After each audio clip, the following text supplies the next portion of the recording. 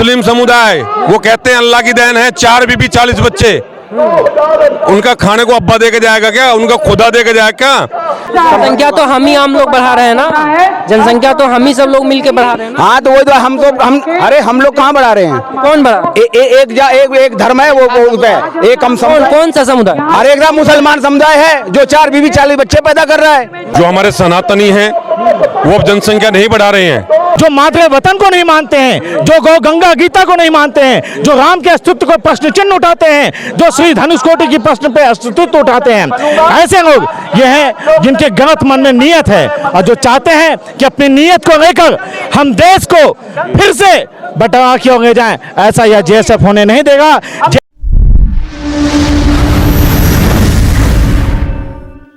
नमस्कार, आप देख रहे हैं नवयुग टीवी और मैं हूं आपके साथ अभिनव कुमार। अभी हम दिल्ली के जंतर मंतर पर मौजूद हैं। आप देख सकते हैं हमारे पीछे लाखों की संख्या में यहाँ पे युवा मौजूद हैं। देश के भिन्न भिन्न हिस्से से लोग यहाँ पे आए हुए हैं। इनका साफ तौर पे यही कहना है कि जनसंख्या नियंत्रण का कानून बनना चाहिए। जनसंख्या नियंत्रण के कानून को लेकर ये लोग दिल्ली के जंतर मंतर पर यहाँ पे लगातार धरना प्रदर्शन कर रहे हैं। ये कोई देश के एक हिस्से से नहीं आए हुए, देश के भिन्न भिन्न हिस्से से आए हुए हैं। तो आइए इन लोगों से बातचीत करते हैं, जानने की कोशिश करते हैं क्या मांग है, किस मांग को लेकर यहाँ आए हैं और क्या कहना चाहते हैं। आप लोग आज दिल्ली के जंतर मंतर पे लगातार धरना प्रदर्शन कर रहे हैं, क्या मांगे हैं? जनसंख्या नियंत्रण कानून बने। जनसंख्या देश में बहुत ज्यादा बढ़ रही है और समाज का एक तथ्य है, हम 2 बच्चों पे रुक गए हैं।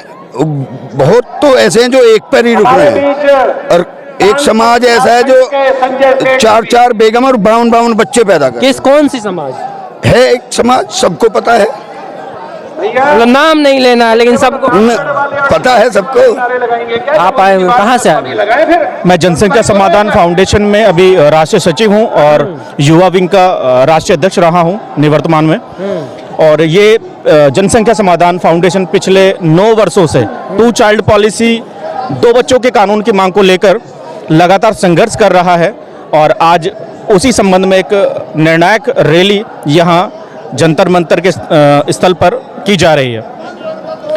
जनसंख्या का तात्पर्य ही जिस प्रकार से भारत में जनसंख्या विस्फोट हो गया है, विश्व की लगभग दूसरे नंबर की आबादी भारत में रहती है और जहां हमारे पास पीने योग्य पानी केवल 4% है और भूभाग जमीनी स्तर पर हमारे पास 2.54% है और जबकि आबादी विश्व की लगभग 18% भारत वहन कर रहा है। भारत में आज इस प्रकार से एक जनसंख्या विस्फोट हो गया है कि किसी बस में अगर कैपेसिटी 50 यात्रियों की है और उस बस में 200 यात्रियों को बिठा दिया जाए तो इस प्रकार से असंतुलन हो गया है पूरे भारत में। तो आवश्यक है कि संसाधनों की जो कमी है, भारत में प्रति मिनट 33 बच्चे पैदा होते हैं। क्या हम 33 बच्चों को स्कूल, खाने का भोजन, नौकरी दे पाते हैं? नहीं। अगर हम 10 लाख आज आवास देते हैं हमारे देश के प्रधानमंत्री, तो क्या हम जितने बच्चे पैदा हो रहे हैं उनको ये सारी सुविधाएं दे पाएंगे? नहीं, ये संभव नहीं है। तो ये कानून बनना बहुत आवश्यक है। जमीन कम है, जनसंख्या बहुत ज्यादा है और मुझे लगता है कि भारत सरकार जल्द ही इस विषय पर संज्ञान लेगी और ये कानून बने और भारत विकसित देश की श्रेणी में आए। मेरा आप सभी से यही अनुरोध है। धन्यवाद। लेकिन जिस तरीके से देश में मुस्लिम समाज को लेकर इस बात को कही जाती है कि मुस्लिम समाज के द्वारा हमेशा जनसंख्या को बढ़ावा दिया जाता है, क्योंकि वो लोग 3-3 शादियां करते हैं, 10-10 बच्चे करते हैं, उसको लेकर ये लोग हिंदू समाज का ये हमेशा ये दावा रहता है कि वो लोग इसमें आगे रहते हैं। तो क्या आपके हिसाब से क्या लगता है? हम सभी धर्मों और सभी समाज पर समान रूप से 2 चाइल्ड पॉलिसी चाहते हैं। इंदिरा गांधी जी ने अपने शासन काल में 2 बच्चों के कानून 2 चाइल्ड पॉलिसी को लागू किया, लेकिन वो हिंदुओं ने तो माना, लेकिन दूसरे एक मुस्लिम समाज है जिसने उसको स्वीकार नहीं किया और अल्लाह की देन के नाम पर जनसंख्या विस्फोट को जिस प्रकार से भारत में देश का दोबारा से 1947 के बाद विभाजन करने की जो रणनीति उनकी चल रही है, वो उस मकसद पर काम कर रहे हैं। उनका विजन है 2047, जो दोबारा से उस प्रकार से जो उनका विजन चल रहा है। लेकिन संसाधनों की जिस प्रकार से कमी है, ये जनसंख्या विस्फोट एक अपने आप में कैंसर से भी बड़ी बीमारी है। ये आप कह सकते हैं कि आज सबसे ज्यादा आवश्यक अगर किसी कानून की है तो वो जनसंख्या नियंत्रण कानून है। आज हमारे देश की जनसंख्या दूसरे नंबर पे है। कुछ ही वर्षों में, बहुत ज़्यादा दिन नहीं लगेंगे, हम नंबर 1 पर जनसंख्या पहुंच जाएंगे। जितनी जनसंख्या बढ़ेगी देश विकसित नहीं होगा। आप लोग युवा हैं, यहाँ पे जनसंख्या नियंत्रण कानून को लेके आए हुए हैं, सरकार से क्या कहना चाहते हैं? कोई भीड़ भर के कोई रैली या कोई नेताओं की रैली के लिए यहाँ लोग नहीं आए, यहाँ सब योद्धा आए हैं और सब इस कानून को बनाना चाहते हैं। जितने भी लोग आए हैं सब इस कानून की मांग के लिए आए हैं। ये कानून बनना बड़ा अति आवश्यक है, क्योंकि आज अगर हम कहीं भी जाते हैं, मेट्रो स्टेशन की बात करें या रेलवे स्टेशन की बात करें या किसी हॉस्पिटल की बात करें, मैं भी एक पेशेंट को भी एडमिट कराना चाह रहा था एम्स में, लेकिन पिछले 3 महीने से वहाँ बेड फुल हैं। ये बड़ा दुर्भाग्य है इस देश का कि अगर आप स्टेशन पे जाओगे तो वहाँ फुल हैं, आप मेट्रो स्टेशन पे जाओगे तो वहाँ भी फुल हैं, और हॉस्पिटलाइज अगर कहीं किसी को करना है तो भी वहाँ आपको जो है खाली नहीं मिलेगा, वहाँ भी सब कुछ फुल है। इस देश में नियंत्रण जनसंख्या कानून लागू होना अति आवश्यक है। अगर ये कानून नहीं बना तो इस देश में गृह युद्ध के हालात हो जाएंगे, ये सच्चाई है। ये बहुत बड़ी बात कह रहे हैं, अगर देश में जनसंख्या नियंत्रण नहीं हुआ तो देश में गृह युद्ध जैसे हालात बन जाएंगे। आप बहुत हम लोग युवा हैं, लेकिन आप बहुत बुजुर्ग आदमी हैं, क्या कहना चाहते हैं? क्या लगता है जनसंख्या नियंत्रण होना चाहिए, क्या कानून है? जनसंख्या नियंत्रण अविलंब लागू होना चाहिए। मैं बागपत के गांव सिसाना से आया हूं और मुझे अपने राष्ट्र की चिंता है।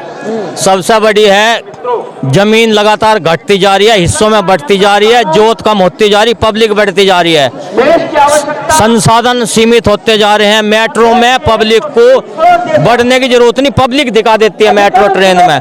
बस फुल है हर जगह, सरकारी हॉस्पिटल में मरीजों की काफी लंबी लाइन लग रही है, अनाज घटता जा रहा है, पब्लिक बढ़ती जा रही है। मेरा जो है सरकार से अविलंब निवेदन है कि जिसके 2 से ज्यादा बच्चे हैं उसका फ्री राशन बंद कर दिया जावे, उसकी सारी सुविधा बंद कर दी जावे, उसे जो है नौकरी नहीं मिलनी चाहिए। जनसंख्या नियंत्रण कानून अविलंब लागू होना चाहिए, नहीं तो देश में जो है गृह युद्ध के हालात पैदा हो रहे हैं। बहुत बढ़िया, बहुत बढ़िया। मतलब जनसंख्या नियंत्रण, जिसके 2 से अधिक बच्चे हैं उनको इस देश में राशन नहीं मिलना चाहिए। क्या कहना, जनसंख्या नियंत्रण, देश में लगातार जनसंख्या बढ़ता जा रहा है, जनसंख्या एक बहुत बुरा मुद्दा बन के उभरता जा रहा है, क्या लगता है ये किस ओर हमारा देश? हमारा देश इस ओर जा रहा है कि आने वाले समय में जो देश में परिस्थिति निर्माण हो रही है वह परिस्थिति गृह युद्ध की ओर जा रहा है। हमारा देश इस ओर जा रहा है कि आने वाले समय में दाने दाने की यहाँ की जनता मोहताज हो गई है। हमारा देश इस ओर जा रहा है कि आने वाले समय में 1-1 इंच के लिए युद्ध होगा। हमारा देश उस ओर जा रहा है कि पीने के लिए पानी नहीं मिलेगा। हमारा देश उस ओर ये जा रहा है जो गलत मंशा से, गलत नीयत से भारत माँ को टुकड़ा टुकड़ा करने वाले ऐसे सभी लोग, अपनी गलत नीयत से गज़ब-ए हिंद की सपना देखने वाले उस ओर जा रहा है। हमारा देश इस ओर जा रहा है कि जितने भी हैं भारत में ऐसे देश विरोधी लोग, आज विगत 10 वर्षों में दिल्ली के जंतर मंतर में ऐसे राष्ट्रवादियों का भीड़ जमा नहीं हुआ था, ऐसे राष्ट्रविद्रोहियों की भीड़ जमा हो गई है भारत में। हमारा देश उस ओर जा रहा है। कौन है राष्ट्रविद्रोही? राष्ट्रविद्रोही जो अवार्ड गैंग को वापस करते हैं, जो मोमबत्ती को लेकर घूमते घूमते वापस करते हैं, और साथ में जो मातृ वतन को नहीं मानते हैं, जो गौ गंगा गीता को नहीं मानते हैं, जो राम के अस्तित्व को प्रश्न चिन्ह उठाते हैं, जो श्री धनुषकोटि की प्रश्न पे अस्तित्व उठाते हैं, ऐसे लोग ये हैं जिनके गलत मन में नीयत है और जो चाहते हैं कि अपनी नीयत को लेकर हम देश को फिर से बंटवारा की ओर ले जाएं। ऐसा यह जेएसएफ होने नहीं देगा। जेएसएफ जनसंख्या समाधान फाउंडेशन भारत का एक सशक्त रक्षक है। जय श्री राम, वंदे मातरम।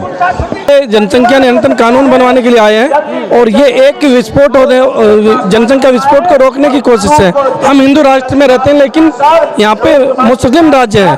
आप हिंदू राष्ट्र की बात करते हैं? जी, हम हिंदू राष्ट्र साथ के साथ में हिंदू राष्ट्र में रहते हैं, लेकिन आज तक हिंदू राष्ट्र नहीं बना और इसका कारण जनसंख्या विस्फोट है। ये जनसंख्या लगातार जो बढ़ते जा रहा है, इसलिए हमारा देश हिंदू राष्ट्र नहीं बन पा। जी जी, यही रीजन है कि ज्यादा जनसंख्या होने की वजह से, और हमारे जो हिंदू राष्ट्र है वो बन नहीं पा रहा। मतलब जनसंख्या कम होगा तभी हमारा देश हिंदू राष्ट्र बन पाएगा? नहीं, हमारा विकास तभी होगा जब जनसंख्या कम होगी हमारे, और सभी को रोजगार मिलेगा। आप कुछ कहना चाहते हैं? हाँ बिल्कुल, क्या कहना चाहते हैं? हाँ, देश के संतुलित समन्वित विकास के लिए 2 बच्चों का कानून बहुत जरूरी है।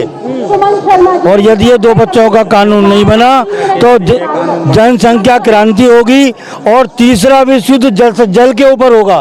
पीने को पानी नहीं मिलेगा, शुद्ध वायु नहीं मिलेगी, चलने को सड़कें नहीं मिलेंगी। इसलिए बिना किसी भेदभाव के, बिना कोई विलंब किए 2 बच्चों का कानून बनाकर सब नागरिकों पर लागू किया जाए। जो हमारा देश है इस पे आप सरकार कितने हमारे संसाधन हमारे लिए जुटाएगी। दिनों दिन जनसंख्या बेहद बढ़ती हुई जनसंख्या के कारण कि जो हम सड़कें ही बनाएं कम पड़ेंगी। जनसंख्या बढ़ रही है, इस देश में सड़क नहीं बन रही। क्यों? जनसंख्या बढ़ती है, कितना भी हम संसाधन बढ़ा लें और जनसंख्या जब तक नहीं रुकेगी तब तक ये संसाधन हमारे लिए कमी पड़ते रहेंगे। आजीवन आप ट्रेन में चले जाइए, खचा खचा अगर हम आज रिजर्वेशन करा 2 महीने बाद मिलेगा हमें टिकट। जनसंख्या तो हम ही आम लोग बढ़ा रहे हैं ना, जनसंख्या तो हम ही सब लोग मिलकर बढ़ा रहे हैं ना। हाँ तो वही तो हम अरे हम लोग कहाँ बढ़ा रहे हैं? कौन बढ़ा? एक धर्म है वो एक हम कौन सा समुदाय? हर एक मुसलमान समुदाय है जो 4 बीवी 40 बच्चे पैदा कर रहा है और संसाधनों पर कब्जा कर रहा है। और हम लोग तो अधिकांश हमारे 2 बच्चे हैं और हमारे आज की जनरेशन हम हिंदू भाई का लगभग एक पे आ गए हैं, कोई एक भी नहीं कर रहा है आज की डेट में। क्योंकि हमें पता है हमारा देश हमारा राष्ट्र है, हम उसके लिए सोचते हैं, दिन रात सोचते हैं। वो लोग नहीं सोचते हैं। उनको तो अपना अगला एक तो ले लिया लड़के, दूसरा हंस के लेने की तैयारी में बैठे हैं। तो हम कैसे दे देंगे भाई? हिंदू कहाँ जाएगा? अरे धर्म के आधार पर बंटवारा हुआ था 1947 में। हिंदुस्तान हिंदुओं का था, वो पाकिस्तान मुसलमानों को हो गया था। अब क्या दिक्कत हो गई है?